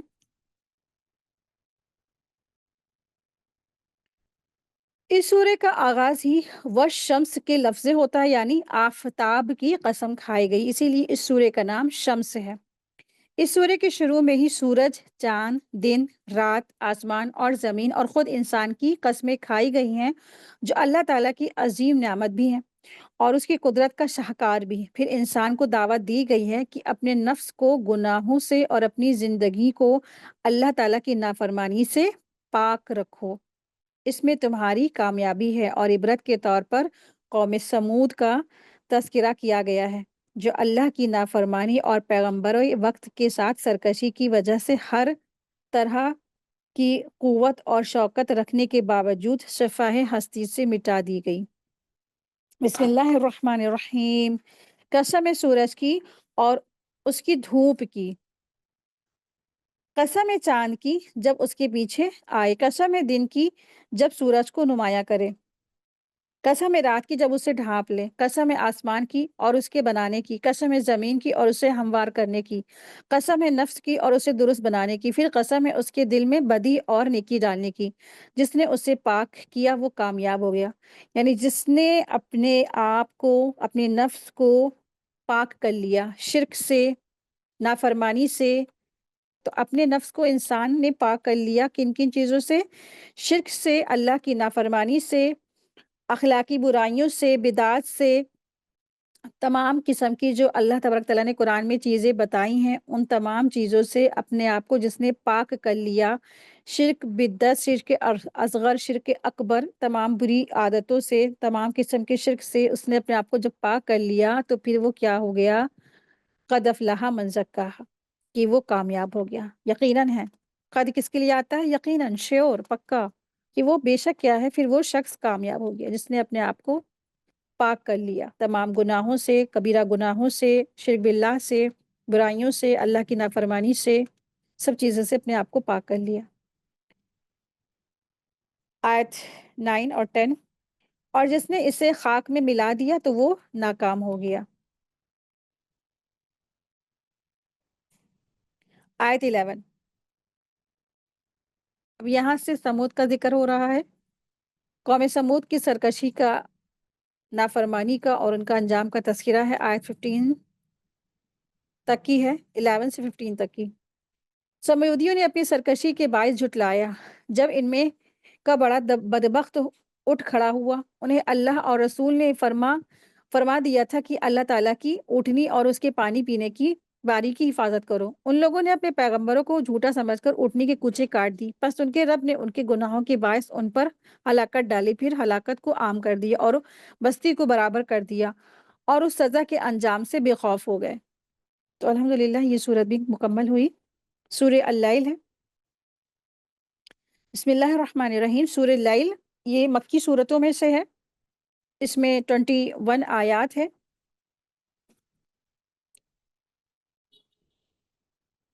बिस्मिल्लाहिर्रहमानिर्रहीम। सूरह लैल का इंट्रोडक्शन देख लेते हैं। सूरह के शुरू ही में रात की कसम खाई गई। रात को अरबी में ज़बान में लैल कहते हैं। इसी की इब्तिदाई लफ्ज़ में इस सूरह का नाम है और इस सूरह का आगाज़ भी कसम से होता है। कसम खाकर ये बात फरमाई गई है कि इंसान ये ना समझे कि आखिरत में माल और दौलत और रिश्तेदार और कराबतदार से इंसान कामयाब हो जाएगा, बल्कि आखिरत की कामयाबी का मदार इंसान की दौड़ धूप और कोशिशों और अमल पर है। बिस्मिल्लाहिर्रहमानिर्रहीम। कसम है रात की जब वो छा जाए और कसम है दिन की जब वो रोशन हो जाए और कसम है उस ज़ात की जिसने नर और मादा को पैदा किया। यकीनन तुम्हारी कोशिश मुख्तलिफ किस्म की है। तो इंसान के किरदार और जद्दोजहद के बारे में बताया गया है कि इंसानों के 2 तरह के किरदार हैं, जुदा-जुदा किरदार हैं। इन आयत में मिसाल दी गई है कि छा जाने वाली तारीक रात नुमाया हो जाने वाली रोशन दिन से बिल्कुल मुख्तलिफ है। انسانوں کے کردار اور محنتوں کا جو رخ ہے وہ بھی کیا ہے مختلف ہوتا ہے۔ ایک کردار اللہ تعالیٰ کو پسند ہے اور اس کی رضا کی حاصل کرنے کا ذریعہ بنتا ہے، دوسرا کردار اللہ تعالیٰ کو ناپسند ہے اور اس کو ناراض کرنے کی وجہ بن جاتا ہے۔ اللہ تعالیٰ کی نگاہ میں پسندیدہ کردار اور ناپسندیدہ کردار کے بارے میں یہاں پہ تذکرہ ہو رہا ہے۔ بسم اللہ الرحمن الرحیم۔ آیت دیکھیں، آیت 2 ہے۔ اور قسم ہے دن کی جب وہ روشن ہو جائے، اور قسم ہے اس ذات کی جس نے نر اور مادہ کو پیدا کیا، یقیناً تمہاری کوشش مختلف قسم کی ہے۔ ٹھیک ہے، تو یہاں پہ دو طرح کے لوگوں کی جو کوششیں ہیں ان کے بارے میں ذکر ہے، ایک نافرمان لوگ اور ایک فرما بردار لوگ۔ تو دونوں ہی جو لوگ ہوتے ہیں، دونوں قسم کے جو کیٹیگری کے جو لوگ ہوتے ہیں وہ مختلف مختلف کوشش کرتے ہیں۔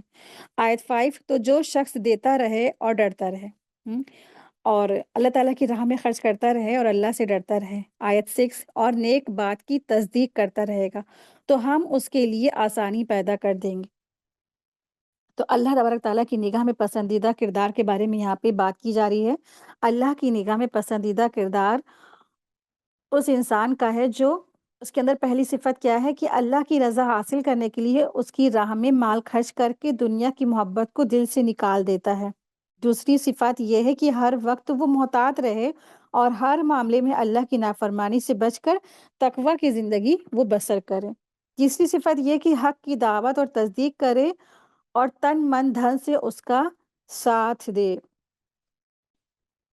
آیت دیکھیں، آیت 8 ہے۔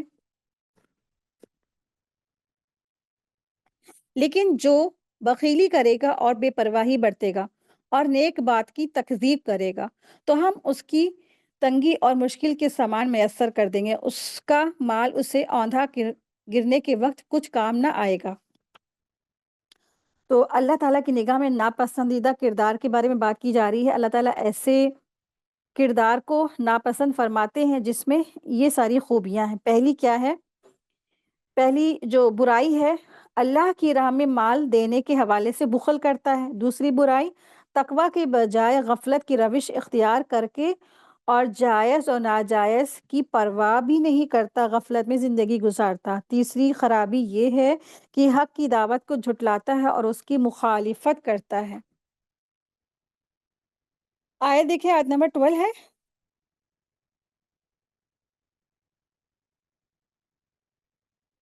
راہ دکھا دینا ہمارے ذمے ہے اور ہمارے ہی ہاتھ ہے آخرت اور دنیا۔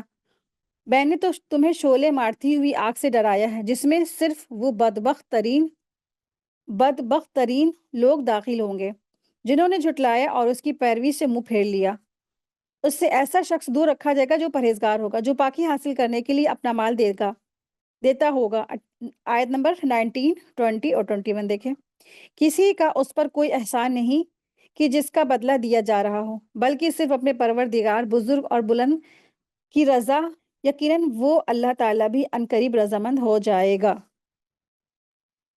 تو آیت 14 سے لے کے 16 تک کی ظالموں کا انجام بتایا گیا ہے اور جو نیک شخص ہے اس کے بارے میں بتایا گیا ہے 17 سے لے کے 21 تک کی۔ سورہ ضحیٰ ہے۔ سورہ جو ضحیٰ ہے یہ بھی مکی صورتوں میں سے ہے۔ بسم اللہ الرحمن الرحیم مطلوب ہوتی ہے۔ اس سورہ کا پہلا لفظ والضحیٰ ہے۔ ضحیٰ کے معنی ہوتے ہیں چاشت کا وقت، یعنی دھوپ کے چڑھنے کا وقت۔ چنانچہ اسی مناسبت سے اس سورہ کا نام سورہ ضحیٰ ہے۔ بسم اللہ الرحمن الرحیم۔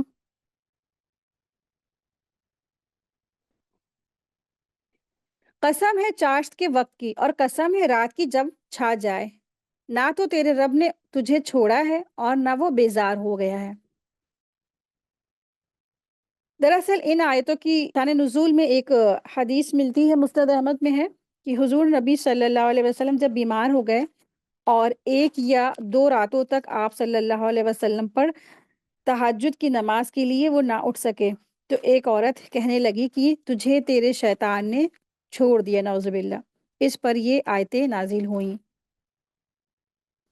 حضرت جندب رضی اللہ عنہ فرماتے ہیں کہ جبریل علیہ السلام کے آنے میں کچھ دیر ہوئی تو مشرکین کہنے لگے کہ یہ تو چھوڑ دیے گئے، تو اللہ تعالیٰ نے والضحیٰ سے لے کر ما قلا تک آیتیں نازل فرمائی، یعنی آیت 1 سے لے کے 13 تک، صحیح مسلم کی حدیث ہے۔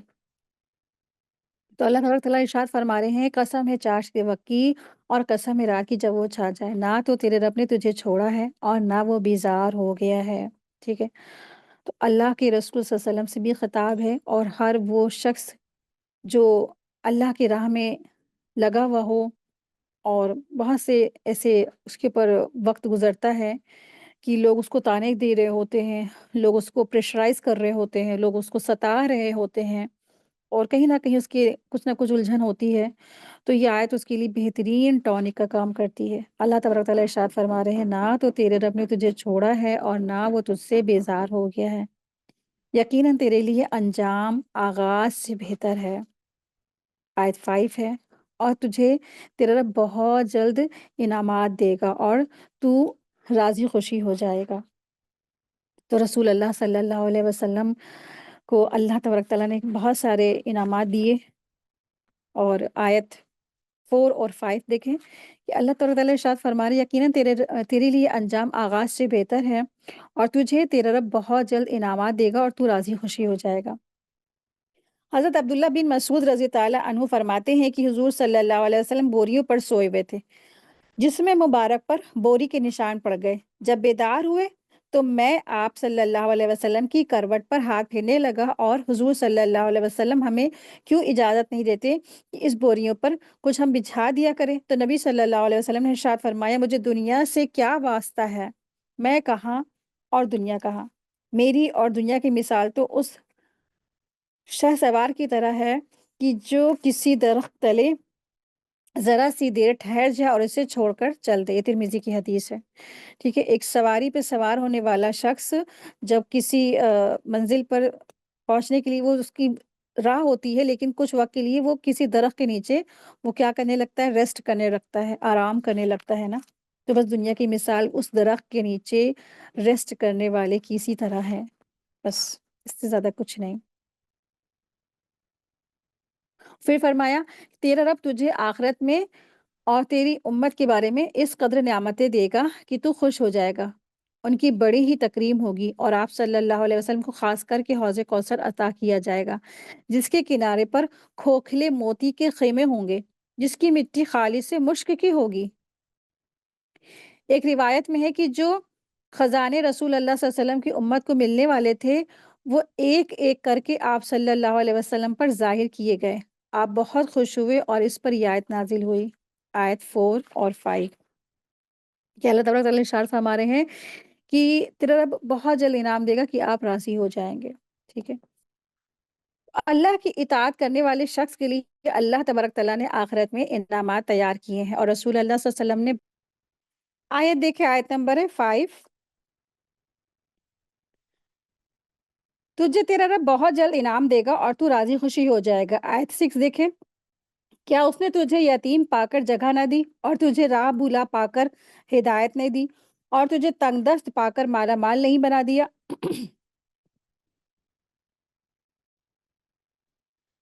پس یتیم پر تو بھی سختی نہ کیا کر، اور نہ سوال کرنے والے کو ڈانٹ ڈپٹ، اور اپنے رب کے احسانوں کو بیان کرتا رہے۔ تو دراصل یہاں پر اللہ تبارک تعالیٰ ارشاد فرما رہے ہیں، امت سے خطاب ہے، ہر ایمان والے سے خطاب ہے کہ سوال کرنے والے کو مت جھڑکو، یتیم پر سختی مت کرو۔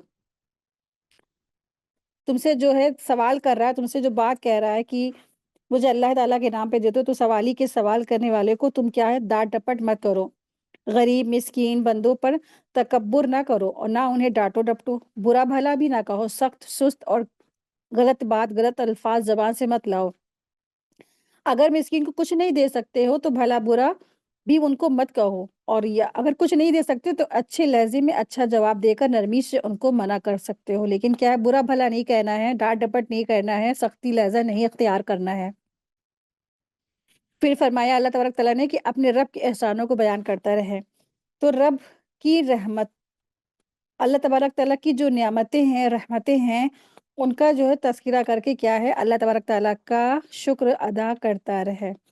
کہ اللہ نے تمہیں فقراء سے، غریبی سے اللہ تعالیٰ نے تمہیں نواز دیا۔ تو آپ دیکھیں کہ ہم سب کی زندگیوں میں ایک وقت وہ تھا کہ ہم سب کیا ہے، قابل ذکر نہیں تھے۔ اس حالت میں تھے کہ ہماری کوئی پہچان نہیں تھی، کوئی بھی ہماری شخصیت نہیں تھی۔ پھر اللہ ہمیں دنیا میں لے کر آئے۔ سب سے بڑی نعمت ہے اللہ تعالیٰ نے نعمت اسلام عطا فرمایا۔ پھر اللہ تبارک تعالیٰ نے ہمارے لیے مسلمان فیملی میں ہماری پیدائش ہوئی، پھر ہم دنیا میں آئے، اور پھر اللہ تبارک تعالیٰ نے ہمیں ماں باپ دیے، بچے دیے اور شوہر دیے، اور پھر اللہ تبارک تعالیٰ نے ہمیں جو بھی صلاحیتیں ہیں اللہ تبارک تعالیٰ نے وہ دی، اور پھر عقل، فہم، شعور، آنکھ، ناک، کان سب کو درست بنائے۔ یہ سب نعمتیں نہیں تو اور کیا ہیں؟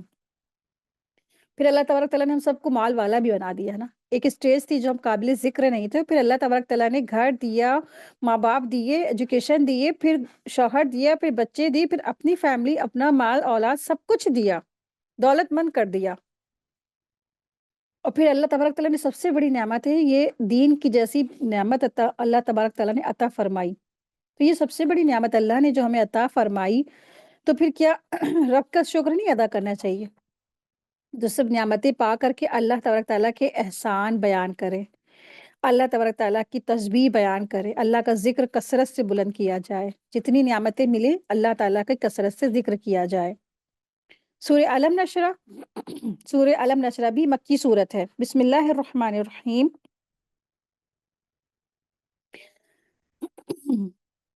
اس سورہ کی پہلی آیت علم نشرہ لکا صدرکا ہے۔ اسی مناسبت سے اس سورہ کا نام انشرح ہے، اور اس سورہ کو علم نشرہ یا سورہ شرح بھی کہتے ہیں۔ اس سورہ میں 8 آیتیں ہیں۔ بسم اللہ الرحمن الرحیم۔ آیت 1 دیکھیں۔ کیا ہم نے تیرا سینہ کھول نہیں دیا اور تجھ پر تیرا بوجھ ہم نے اتار دیا، جس نے تیری پیٹھ توڑ دی تھی، اور ہم نے تیرا ذکر بلند کر دیا۔ تو البتہ مشکل کے ساتھ آسانی ہے، یقیناً دشواری کے ساتھ سہولت ہے۔ پس جب تو فارغ ہو تو عبادت پہ محنت کر اور اپنے پروردگار ہی کی طرف دل لگا۔ اللہ تبارک تعالیٰ ارشاد فرمانے کیا ہم نے تیرا سینہ کھول نہیں دیا، یعنی ہم نے تیرے سینے کو منور کر دیا، چوڑا، کشادہ اور رحمت و کرم والا کر دیا۔ تو سورہ انعام آیت نمبر 125 میں جیسے اللہ تبارک تعالیٰ ارشاد فرماتے ہیں کہ جسے اللہ تعالیٰ نے ہدایت دینا چاہا تو اس کے سینے کو اسلام کے لیے کھول دیا۔ جس طرح رسول اللہ صلی اللہ علیہ وسلم کا سینہ کشادہ کر دیا گیا تھا، اسی طرح آپ صلی اللہ علیہ وسلم کی شریعت بھی کشادگی والی، نرمی اور آسانی والی بنا دی، جس میں نہ تو کوئی حرج ہے اور نہ تنگی ہے، نہ ترشی ہے، نہ تکلیف ہے اور نہ سختی۔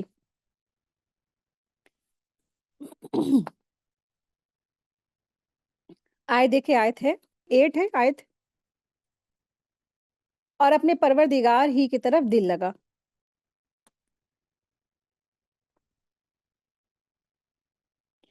نیکسٹ سورہ ہے سورہ 3۔ بسم اللہ الرحمن الرحیم۔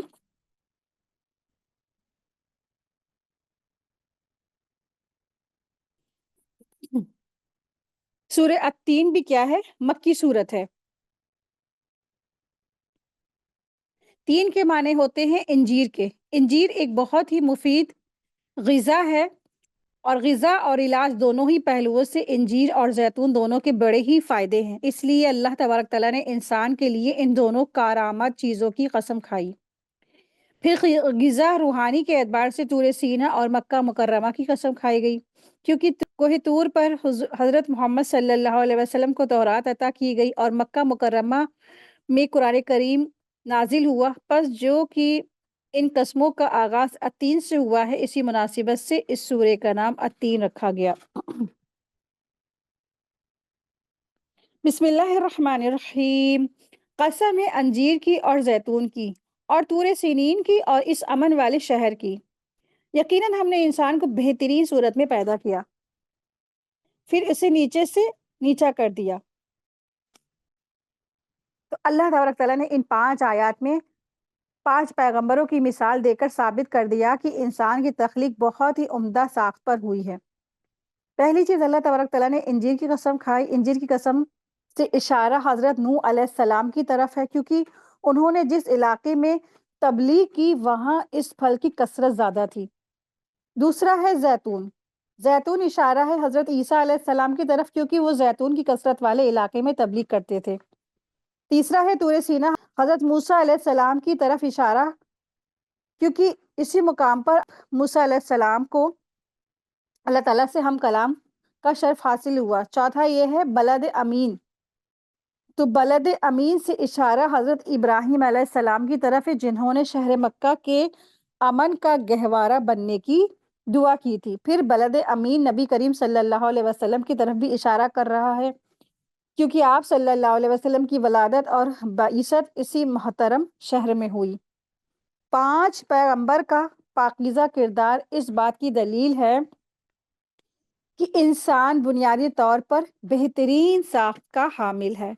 اللہ تبارک تعالیٰ نے انسان کو بہترین ساخت پر پیدا کیا ہے۔ لقد خلقنا الانسان فی احسن تقویم۔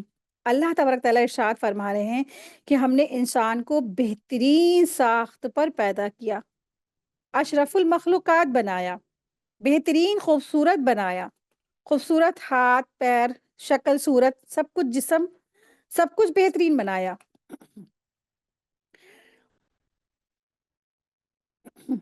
پھر بھی انسان کیا کرتا ہے؟ اللہ کی ناشکری کرتا ہے۔ اور پھر اللہ تبارک تعالیٰ ارشاد فرما رہے پھر اس سے نیچے سے نیچا کر دیا، یعنی کہ بچہ بڑا ہوتا ہے اور پھر جوانی تک پہنچتا ہے، پھر جوانی سے کیا ہوتا ہے؟ وہ دھیرے دھیرے کمزوری کی طرف جانے لگتا ہے، اور پھر ایسی عمر تک پہنچ جاتا ہے جو ارذلیل عمر ہوتی ہے۔ تو اس طرح سے وہ نیچے سے اور نیچے چلا جاتا ہے۔ لیکن جو لوگ ایمان لائے اور نیک عمل کرتے رہے، ان کے لیے ایسا اجر ہے جو کبھی ختم نہ ہوگا۔ بس تجھے اب روز جزا کے جٹلانے پر کون سی چیز آمادہ کرتی ہے؟ کیا اللہ تعالیٰ سب حاکموں کا حاکم نہیں؟ سورہ علق، بسم اللہ الرحمن الرحیم۔ سورہ علق، سورہ علق بھی مکی صورت ہے، اور یہ اس میں 19 آیت ہیں۔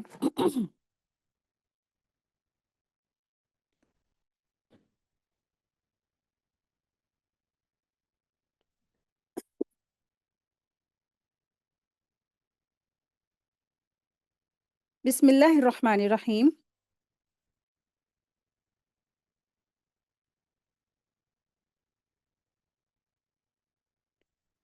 سورہ علق کا انٹرو دیکھ لیتے پہلے۔ اس سورہ کا نام علق ہے اور اقرا بھی ہے۔ اقرا اس لیے کہ اس سورہ کا پہلا لفظ ہی اقرا ہے، اور علق اس لیے کہ اس کی دوسری آیت میں اس کی دوسری آیت اسی لفظ پر ختم ہوئی ہے۔ بسم اللہ الرحمن الرحیم۔ پڑھو اپنے رب کے نام سے جس نے انسان کو خون کے لوتھڑے سے پیدا کیا۔ تو پڑھتا رہے، تیرا رب بڑے ہی کرم والا ہے۔ اللہ سبحانہ تعالیٰ نے یہاں پر اقرا کہہ کے خطاب کیا ہے، تو نبی کریم صلی اللہ علیہ وسلم پر نازل ہونے والی پہلی وحی ہے، ان 5 آیات پر مشتمل ہے۔ ٹھیک ہے، تو سب سے پہلے جو وحی وہ نازل ہوئی وہ یہی 5 آیت ہے، سورہ علق کی ابتدائی 5 آیت۔ ان آیات میں علم کی فضیلت کا بیان ہوا ہے۔ نبی کریم صلی اللہ علیہ وسلم کو دوبارہ حکم دیا گیا کہ آپ صلی اللہ علیہ وسلم اپنے رب کے نام کے ساتھ پڑھیں، اور جو رب خالق ہے اور بڑا ہی کریم ہے۔ وحی الہی کی جو شروعات کب ہوئی؟ سورہ علق سے، یعنی اقرا بسمی ربک الذی خلق سے ہوئی۔ اس سورہ کی شروعات کی جو 5 آیتیں ہیں معلم یعلم تک کی، اقرا سے معلم یعلم تک سب سے پہلے نازل ہونے والی آیاتیں ہیں۔ اس کے بعد سورہ مدثر، اور پھر اس کے بعد سورہ فاتحہ مکمل سورہ نازل ہوئی۔ اسی طرح سورہ کے اعتبار سے سورہ فاتحہ مکمل پہلی سورہ ہے، اور آیت کے اعتبار سے سورہ علق پہلی آیت ہے۔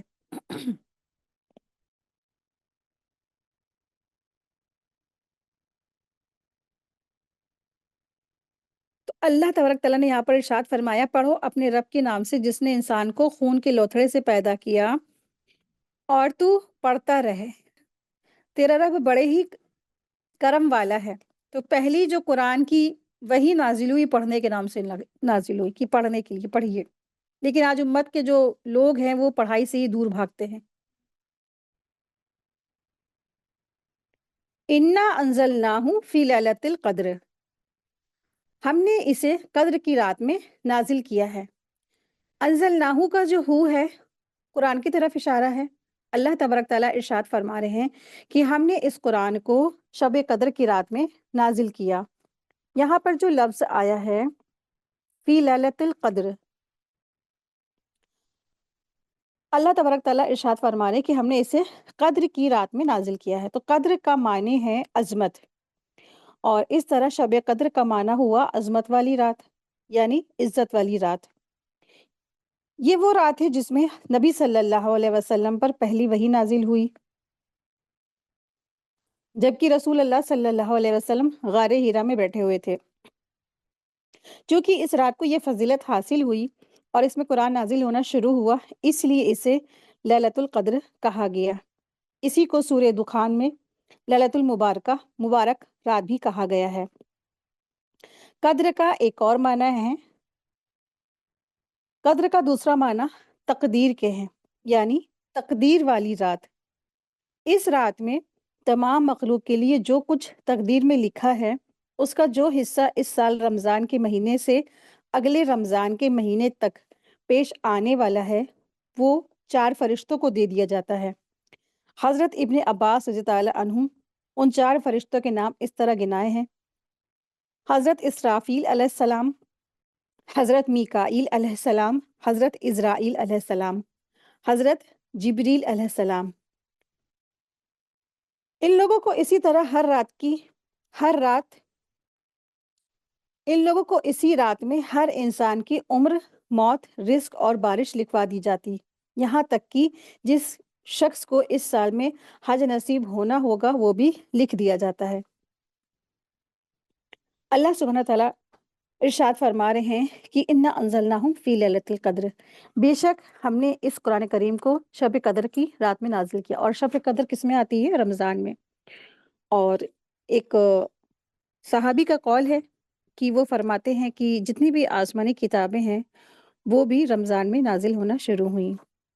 تو تمام آسمانی کتابیں رمضان ہی میں نازل ہوئیں۔ حضرت ابو ذر غفاری رضی اللہ عنہ نے روایت کیا ہے کہ رسول اللہ صلی اللہ علیہ وسلم نے ارشاد فرمایا کہ ابراہیم علیہ السلام کے صحیفے رمضان کی 30 تاریخ میں، اور تورات 6 تاریخ میں، اور انجیل 13ویں تاریخ میں، اور زبور 18ویں تاریخ رمضان میں نازل ہوئی ہیں، اور قرآن نبی کریم صلی اللہ علیہ وسلم پر 24ویں تاریخ رمضان میں اترا ہے۔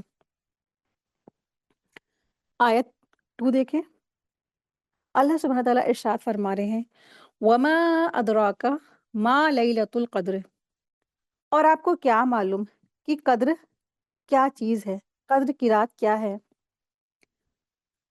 یہ سوال اس رات کی عظمت کے بیان کے لیے ہے، یعنی مخلوق میں سے کوئی ایسا ہے ہی نہیں جو اس رات کی عظمت جان سکے اور بتا سکے۔ یہ جاننا اور بتانا اللہ تعالیٰ ہی کا کام ہے۔ آیت 3، اللہ سبحانہ تعالیٰ ارشاد فرما رہے ہیں کہ قدر کی رات 1000 مہینوں سے بہتر ہے۔ لیلۃ القدر خیر من الف شہر، کہ شب قدر 1000 مہینوں سے بہتر ہے، یعنی اس ایک رات کی عبادت 1000 مہینوں کی عبادت سے بہتر ہے، اور 1000 مہینے 83 سال 4 مہینے بنتے ہیں۔ یہ امت محمدیہ پر اللہ تعالیٰ کا کتنا احسان عظیم ہے کہ مختصر عمر میں زیادہ سے زیادہ ثواب حاصل کرنے کے لیے کیسی سہولیت اللہ تبارک تعالیٰ نے عطا فرمائی ہے۔ آیت 4 ہے، تنزل الملائکۃ والروح فیہا بإذن ربہم من کل امر، اس میں فرشتے اور روح الامین اپنے رب کی اجازت سے ہر حکم لے کر اترتے ہیں۔ یہاں پر جو روح لفظ آیا ہے، تنزل الملائکۃ والروح، روح سے مراد جبریل امین ہے۔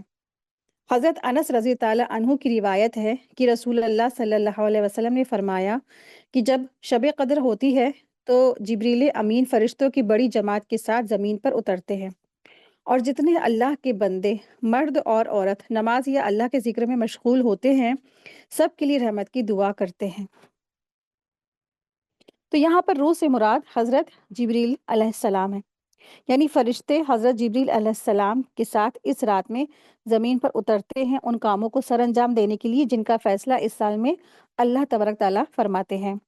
آیت 5، سلام ہی حتی مطلع الفجر، اور یہ رات سلامتی والی ہے فجر کے طلوع ہونے تک، یعنی اس رات میں شر نہیں ہے، یا یہ رات سلامتی والی ہے کہ مومن اس رات کو شیطان کے شر سے محفوظ رہتے ہیں، یا فرشتے اہل ایمان کو سلام عرض کرتے ہیں، یا فرشتے ہی آپس میں ایک دوسرے کو سلام کرتے ہیں۔ شب قدر کے لیے یہ سارے کے سارے مفہوم مفسرین نے بیان فرمائے ہیں۔ رسول اللہ صلی اللہ علیہ وسلم نے ارشاد فرمایا، جو شخص شب قدر میں عبادت کے لیے کھڑا رہا اس کے پچھلے تمام گناہ معاف ہو جاتے ہیں۔ ایک اور حدیث میں آتا ہے، نبی کریم صلی اللہ علیہ وسلم نے فرمایا کہ شب قدر میں وہ تمام فرشتے جن کا مقام سدرۃ المنتہا پر ہے جبریل امین کے ساتھ دنیا میں اترتے ہیں، اور کوئی مومن مرد یا عورت ایسی نہیں جس کو وہ سلام نہ کرتے ہیں سوائے اس آدمی کے جو شراب پیتا ہے یا خنزیر کا گوشت کھاتا ہو۔ ایک اور حدیث میں رسول اللہ صلی اللہ علیہ وسلم نے فرمایا کہ جو شخص شب قدر کی خیر اور برکت سے محروم رہا وہ بالکل ہی محروم اور بد نصیب ہے۔ ایک اور حدیث ہے، عائشہ رضی تعالیٰ عنہا نے رسول اللہ صلی اللہ علیہ وسلم سے معلوم کیا کہ اگر میں شب قدر کو پاؤں تو میں کیا کروں، تو میں کیا دعا کروں؟ تو آپ صلی اللہ علیہ وسلم نے ارشاد فرمایا کہ اللہم انکا عفو تحب العفو فاعف عنی، یا اللہ آپ بہت معاف کرنے والے ہیں، آپ معافی کو پسند کرتے ہیں، میری خطائیں معاف فرما دیجئے۔ تو جب شب قدر پائیں تو انسان کثرت سے اس دعا کو پڑھتا رہے۔ الذی علم بالقلم، تو یہاں پر اس آیت سے قلم کی بھی اہمیت پتہ چلتی ہے کہ وہی جس نے قلم کو پیدا فرمایا، جس نے قلم کے ذریعے علم سکھایا۔ پانی سے جو چلتے تھے نا پہلے دوات سے، جو ایسے کچھ قلم تھے پہلے لکڑی والے تھے، پانی میں ڈبو کر کے سیاہی میں ڈبو کر کے وہ چلائے جاتے تھے، پھر اس کے بعد کچھ وقت کے بعد انک والے پین آگے کی اس کے اندر پینوں کے اندر انک ڈال دی جاتی ہے، لیکن اب آج کل کے جو پین ہیں وہ تھوڑے ہائی فائی ہو گئے ہیں، یعنی کہ اب پین کا کام کیا ہو گیا ہے، لیپ ٹاپ سے یا کی پیڈ سے ہو گیا ہے۔ تو کوئی بھی ذرائع ہیں جس کے ذریعے سے اللہ کے علم دین کی جو سربلندی ہوتی ہے اور دین کا علم حاصل کیا جاتا ہے، یہ ساری کے ساری چیزیں کیا ہے، یہ ساری کے سارا ہی پین کی کیٹیگری میں ہے۔ تو پین کا استعمال کریں تو اس سے کیا ہوتا ہے، انسانوں کو اس کے ذریعے سے بھی ہدایت پہنچتی ہے۔ تو آج بہت سارے علماء نے اس کے ذریعے سے لوگوں تلک کیا ہے دین پہنچا دیا، قلم کے ذریعے سے۔ قلم سے کیا ہے انقلاب برپا ہوتے ہیں، تو قلم کی بڑی ہی اپنی اہمیت ہے۔ اور آپ دیکھیں کہ جب وحی آئی اور نازل ہوئی، پھر رسول اللہ صلی اللہ علیہ وسلم صحابہ کو حکم دیتے تھے کہ وحی کو لکھو، تو یہ صحابہ لکھا کرتے تھے، اور پھر کوئی درخت کے پتوں پہ لکھتے تھے، کوئی چمڑے پہ لکھتے تھے، کوئی چھال پہ لکھتے تھے، تو لکھ کے ان کو سیو کیا جاتا تھا۔ تو انسان کیا ہوتا ہے نا کہ انسان بھول جاتا ہے چیزیں، بھول جاتا ہے کچھ دنوں کے بعد، ابھی سن رہا ہے پھر بھول جاتا ہے، لیکن جب وہ لکھ لیتا ہے اپنے پاس سیو کر لیتا ہے تو وہ برسہ برس وہ چیزوں کو یاد رکھ سکتا ہے۔ آیت دیکھیں، آیت 6 سے ہے، سچ مچ انسان تو آپے سے باہر ہو جاتا ہے اس لیے کہ وہ اپنے آپ کو بے پرواہ سمجھتا ہے، یقیناً لوٹنا تیرے رب کی طرف ہے، بھلا اسے بھی تو نے دیکھا جو بندے کو روکتا ہے جبکہ وہ بندہ نماز ادا کرتا ہے، بھلا بتلا تو اگر وہ ہدایت پر ہوتا یا تقوی کی تعلیم دیتا تو کتنا اچھا ہوتا۔ اچھا یہ بھی بتا کہ اگر یہ جھٹلاتا ہو اور منہ پھیرتا ہو، کیا یہ نہیں جانتا کہ اللہ تعالیٰ اسے خوب دیکھ رہا ہے؟ یقیناً اگر یہ باز نہ رہا تو ہم اس کی چوٹی پکڑ کر گھسیٹیں گے، ایسی چوٹی جو جھوٹی خطا کار ہے۔ یہ اپنی مجلس والوں کو بلا لیں، ہم بھی دوزک کے پیادے کو بلا لیں گے۔ آیت 19، خبردار اس کا کہنا ہرگز نہ ماننا اور سجدے میں اور قرب الہی کے طلب میں لگے رہنا۔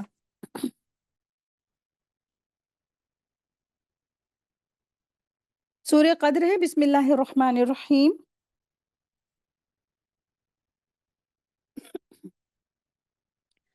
سورہ قدر مکی صورت ہے۔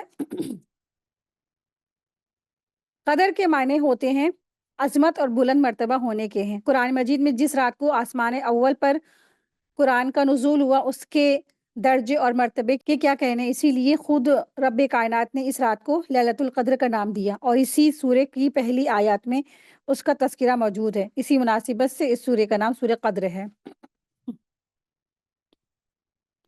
بسم اللہ الرحمن الرحیم۔ سورہ بینہ۔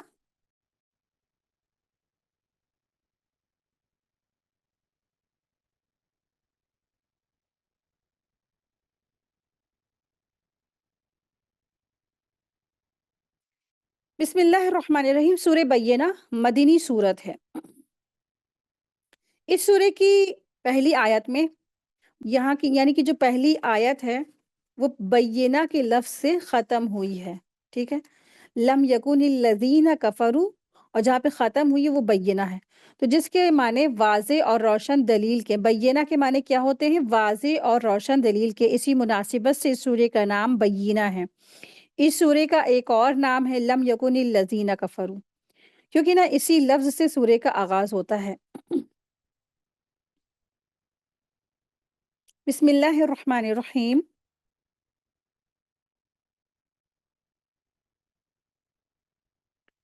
آیت 1 دیکھیں۔ اہل کتاب کے کافر اور مشرک لوگ جب تک کہ ان کے پاس ظاہر دلیل نہ آ جائے باز رہنے والے نہ تھے۔ وہ دلیل یہ تھی کہ اللہ تعالیٰ کا ایک رسول صلی اللہ علیہ وسلم جو پاک صحیفے پڑھے جن میں صحیح اور درست احکام ہوں۔ اہل کتاب اپنے پاس ظاہر دلیل کے آ جانے کے بعد ہی اختلاف میں پڑھ کر متفرق ہو گئے۔ آیت 5۔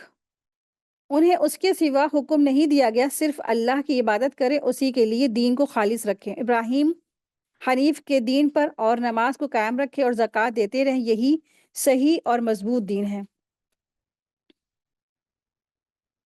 آیت دیکھیں، آیت نمبر 6۔ بے شک جو لوگ اہل کتاب میں سے کافر ہوئے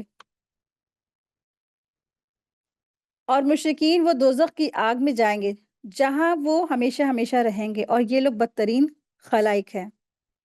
بے شک جو لوگ ایمان لائے اور نیک عمل کیے، یہ وہ لوگ ہیں جو بہترین خلائق ہیں۔ ان کا بدلہ ان کے رب کے پاس ہمیشگی والی جنت ہے، جن کے نیچے نہریں بہہ رہی ہیں، ہمیشہ ہمیشہ رہیں گے۔ اللہ تعالیٰ ان سے خوش رہے گا، اور اس کے لیے جو اپنے پروردگار سے ڈرے۔ سورہ زلزال۔ سورہ زلزال بھی کیا ہے؟ سورہ زلزلہ یا زلزال، اس کا نام دو ہیں، تو یہ بھی سورت کیا ہے؟ مکی سورت ہے۔ تو اس کا تھوڑا انٹرو دیکھ لیتے ہیں، اس کا تعارف دیکھ لیتے ہیں۔ بسم اللہ الرحمن الرحیم۔ اس سورہ کا پہلا کلمہ اذا زلزلت ہے، جس میں قیامت کا زلزلہ آنے کی خبر دی گئی ہے۔ اسی مناسبت سے اس سورہ کا نام زلزال بھی ہے، اور زلزلہ بھی ہے، اور اذا زلزلہ بھی ہے، ٹھیک ہے۔ زلزال بھی ہے، زلزلہ بھی ہے، اور اذا زلزلت الارض بھی ہے۔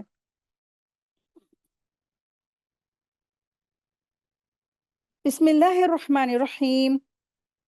جب زمین پوری طرح جھنجھوڑ دی جائے گی اور اپنے بوجھ باہر نکال پھینکے گی، انسان کہنے لگے گا کہ اس سے کیا ہو گیا ہے۔ تو یہ مبارک سورہ کا جو آغاز کر رہی ہے کہ قیامت کے دن زمین ایک زوردار زلزلے کے ذریعے ہلا دی جائے گی، اور وہ نہ صرف تمام دفن کیے ہوئے انسانوں کو نکال کر باہر پھینکے گی، بلکہ یہ بھی بتا دے گی کہ اس کے سینے پہ کس شخص نے کیا عمل کیا تھا، کیا گناہ کیے تھے۔ جو آج گناہ ہو رہے ہیں، جو آج برائیاں ہو رہی ہیں، جو لوگوں کے راز چھپے ہوئے ہیں، وہ یہ زمین قیامت کے دن سب کچھ اگل دے گی، ہر چیز وہ باہر نکال پھینکے گی، اور انسان کہے گا کہ اسے کیا ہو گیا ہے، یہ کیوں اتنا ہل رہی ہے، اس کو زلزلے کیوں آ رہے ہیں۔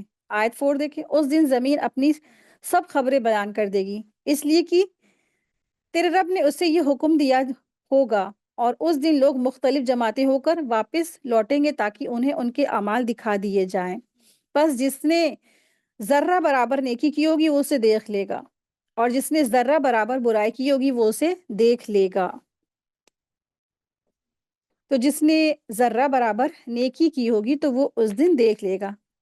فَمَن يَعْمَلْ مِثْقَالَ ذَرَّةٍ خَيْرًا يَرَهُ، تو جو کوئی بھی کر کے آئے گا ذرہ برابر نیکی تو وہ اس کو آخرت میں کیا ہے پالے گا۔ تو چھوٹی سی چھوٹی بھی نیکی سامنے قیامت کے دن آ جائے گی۔ وآخر دعوانا ان الحمد للہ رب العالمین، سبحانک اللہم و بحمدک، اشہد ان لا الہ الا انت، استغفرک و اتوب الیک۔ السلام علیکم ورحمۃ اللہ وبرکاتہ۔